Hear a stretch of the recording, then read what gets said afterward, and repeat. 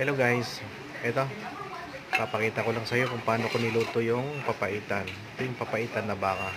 Ito yung masarap na hindi lang sa pang-ulam, pati sa pampulutan. Masarap yan. Hindi ko na pinakita sa inyo kung paano ko niluto.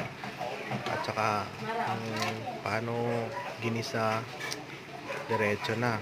Pero guys, subukan nyo to. Masarap to. Masarap yan. Hindi lang yan panglutong karindere, panlutong bahay. Masarap. Tsaka tikman nyo yan guys. Yan yung panlasang Pinoy. Lutong bahay. Panlasang Pinoy. Okay.